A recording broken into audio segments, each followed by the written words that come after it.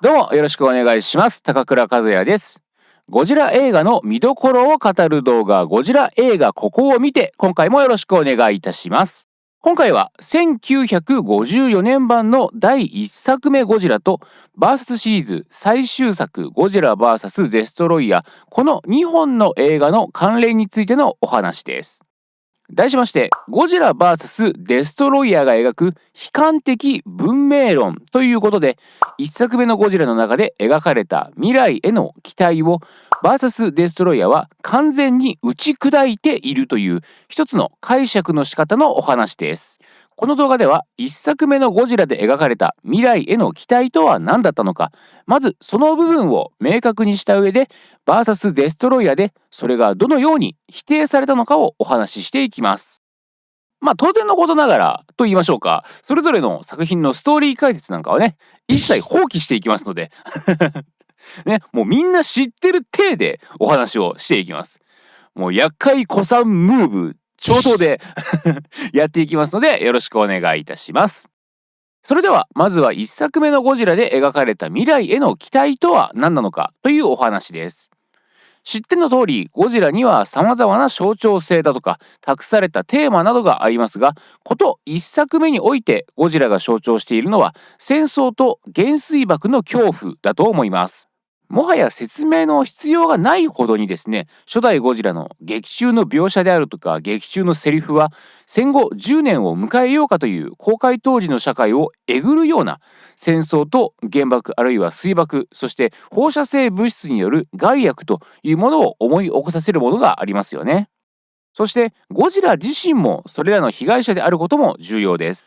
ゴジラは戦争や原水爆の象徴であると同時に、戦争で使われた兵器を作る技術、原水爆を作る技術、その根幹となる科学の犠牲者としての側面も持っているわけです。このように一作目のゴジラはその主役たる怪獣のキャラクター性において明確に科学批判、戦争と原水爆への恐怖を描いているわけですが、そんなゴジラを倒したのはオキシジェンデストロイヤーという新たな化学兵器でした。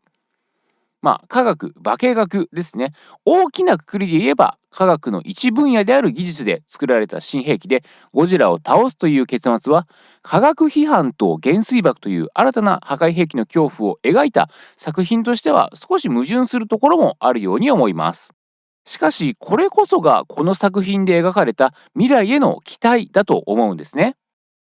かつて物理学者のアインシュタインと心理学者のフロイトの間で交わされた書簡の中で、両者はなぜこの世界から戦争がなくならないのかを議論しました。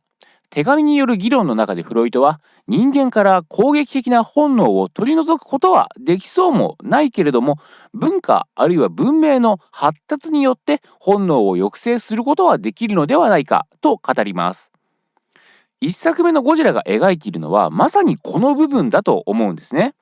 現在、つまり公開当時の世界では戦争や原爆水爆の恐怖に抗えるほどの力というのはないんだけれども、いつかオキシジェンデストロイヤーのようなまだ見ぬ新技術、新たな科学がもたらす文明がきっとそれらに打ち勝ってくれる。科学の発展によってきっと良い世の中がやってくる。そんな科学の力に対する圧倒的な期待というものがこの映画の結末にはあると思います。実際その後、現実の日本は高度経済成長期を経て新たな技術、科学の恩恵を受け大きく発展していきます。新たな科学というものに対する国民の期待というものがこの発展の根幹にはあったように思うんですね。そして戦後50年を経た1995年末、公開されたのがゴジラ VS デストロイヤーです。ではここからは1作目のゴジラが描いた未来の科学への期待を前提に、ゴジラ VS デストロイヤーという作品を読み解いていきます。この映画に登場する怪獣デストロイヤーはオキシジェンデストロイヤーによって生まれた怪獣、いわばオキシジェンデストロイヤーの化身です。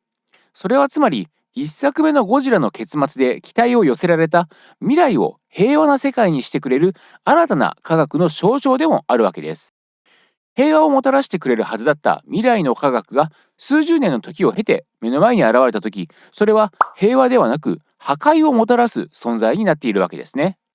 1954年に期待をかけられた未来の科学は戦後50年という期間を経ても平和をもたらすことはなく、逆に破壊をもたらす存在になってしまった。そんなかつての夢見た未来の科学への失望、それを象徴するのがデストロイヤーだと思います。そしてきっと将来人々の争いをなくし戦争のない世界を作ってくれると信じた科学はその期待に応えることはできませんでした。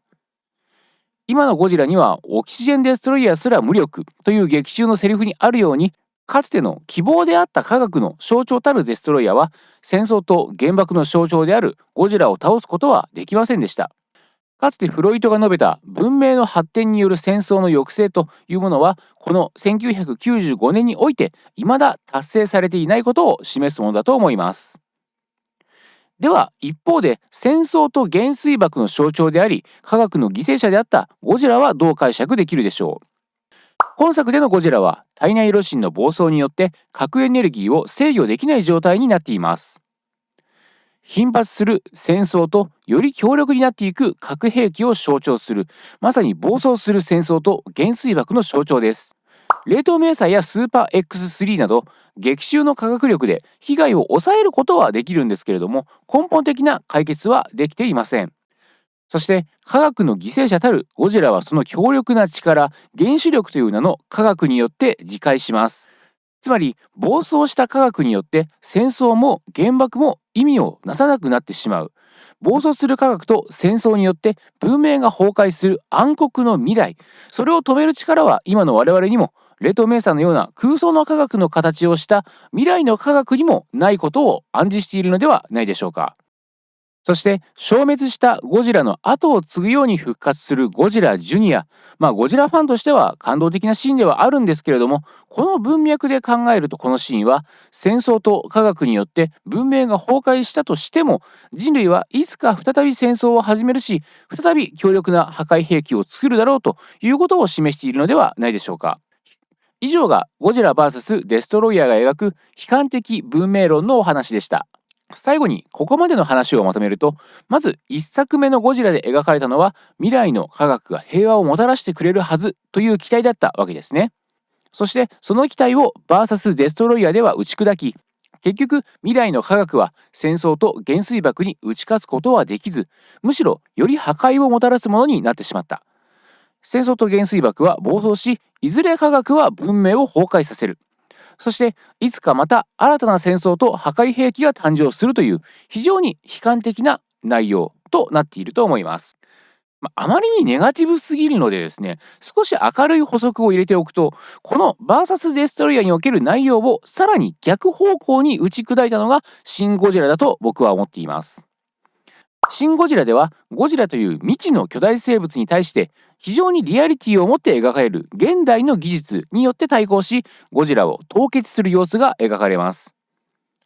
第1作の時点では架空の、つまりいつかの未来の技術でしか対抗できなかったゴジラに、今なら現実の技術力でも対抗できる、まさに現実対虚構の顛末になっています。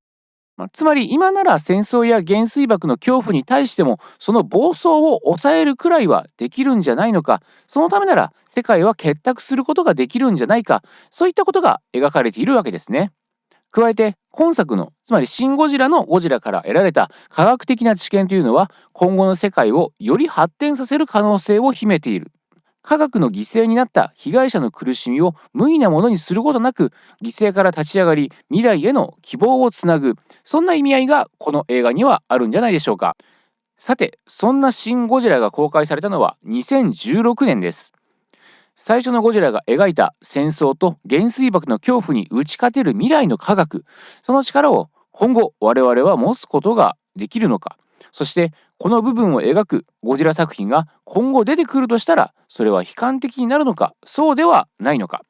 1954年と同じく未来への期待を持ってこの動画を終わりたいと思います。ということで最後までご覧いただきありがとうございました。よければチャンネル登録のほどよろしくお願いいたします。ゴジラ映画ここを見て高倉和也でございました。どうもありがとうございました。